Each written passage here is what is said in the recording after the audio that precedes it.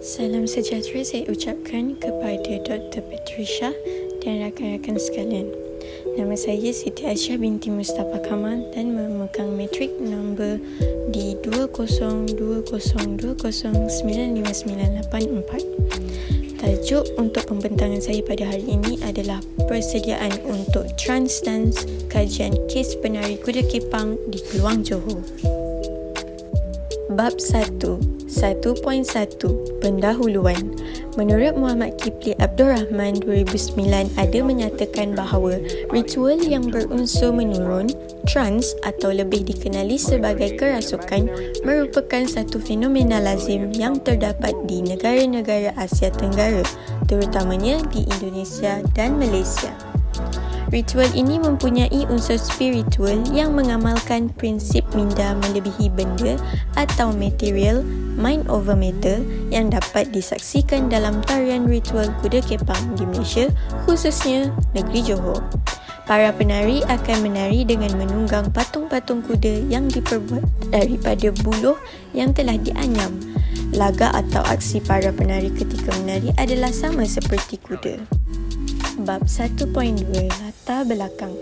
Setiap individu yang merupakan penari kuda kepang haruslah mempunyai ketahanan mental, fizikal serta rohani. Para penari haruslah menuntut ilmu kebatinan yang sangat penting yang perlu dimiliki dan difahami oleh penari. Pati jeni merupakan syarat yang paling penting bagi para penari sebelum layaknya mereka menarikan kuda kepang ini. Adat ini merupakan perkara mistikal yang dilaksanakan sesuai dengan kepercayaan masyarakat pengamalnya.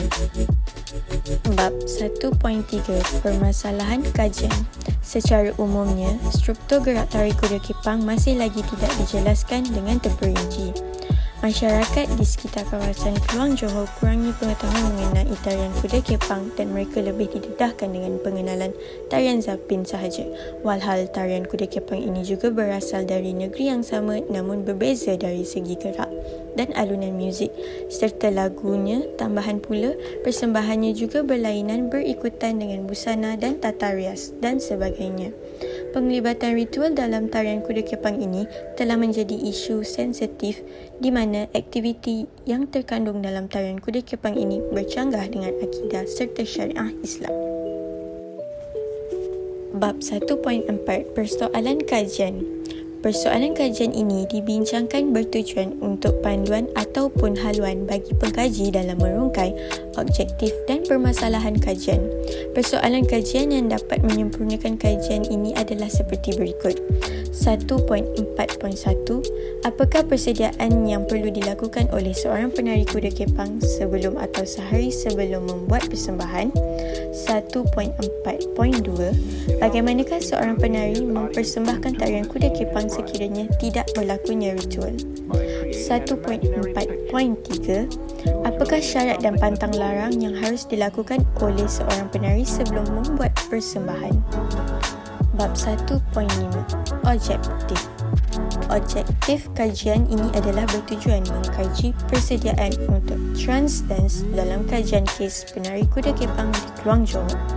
Tarian kuda kepang ini merupakan tarian yang mempunyai nilai estetik dan unik namun kurang diketengahkan. Berikut terdapat beberapa huraian terperinci mengenai objektif kajian. 1.5.1 Mengenal pasti perbezaan yang berlaku dari segi struktur gerak. 1.5.2 Menyatakan persediaan yang perlu dilakukan oleh penari. 1.5.3 Menjelaskan kepentingan membuat persediaan sebelum persembahan. Bab 1.6 Batasan kajian. Pengkaji hanya melakukan penelitian dalam mengkaji persediaan seorang penari sebelum melakukan atau membuat persembahan kuda kepang. Sampel kajian terbatas kepada persediaan untuk trans dance dalam kajian kes penari kuda kepang di Keluang Johor. Kajian ini juga terbatas kepada masyarakat Jawa sahaja, terutamanya di sekitar kawasan Keluang Johor di mana terdapat kumpulan yang bergiat aktif dalam membuat persembahan kuda kepang. Bab 1.7 Kerangka teori. Kajian ini menggunakan teori drama sosial oleh Victor Turner. Krama sosial menurut Turner merupakan unit-unit dari proses sosial yang harmoni serta tidak harmoni.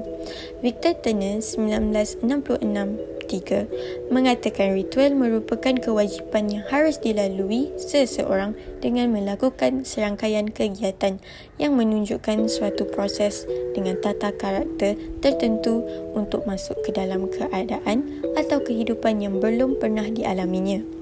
Pada saat itu, seseorang atau sekelompok wajib menjalani ritual. Mereka diatur oleh aturan-aturan tradisi, kaedah-kaedah dan upacara yang berlaku selama peristiwa berlangsung. Bab 1.8. Kepentingan kajian. Hasil kajian ini dapat memberi pendedahan kepada orang ramai mengenai isu persediaan untuk penari sebelum membuat persembahan kuda kepang. Memberi kesedaran serta pengetahuan terutamanya kepada golongan muda masyarakat Jawa untuk mempertahankan adat dan tradisi yang menjadi identiti kepada masyarakat Jawa.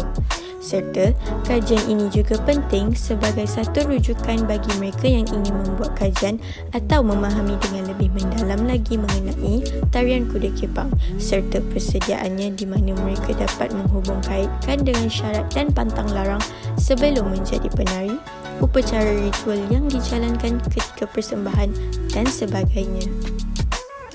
Bab 2. Tinjauan literatur. Dalam kajian ini, pengkaji meninjau terlebih dahulu kajian-kajian lepas yang telah dikaji kerana tinjauan ini amat penting bagi memudahkan pengkaji untuk mencari topik yang relevan serta menarik untuk dikaji. Menurut Muhammad Ghaus Nasaruddin 1994-125, kuda kepang mempunyai nilai-nilai yang diperlukan oleh manusia sama ada dari segi material dan juga spiritual. Selain itu, menurut Rosalina Abu Bakar 2014, tarian kuda kepang adalah kebudayaan masyarakat Jawa. Serta, menurut Muhammad Kipli Abdul Rahman 2009, ritual yang berunsurkan mabuk, trans merupakan suatu fenomena lazim yang terdapat di negara Asia Tenggara terutamanya di Indonesia dan Malaysia.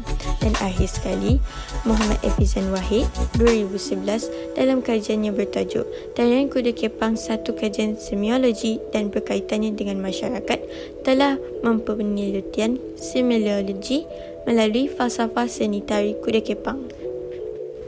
Bab 3. Metodologi.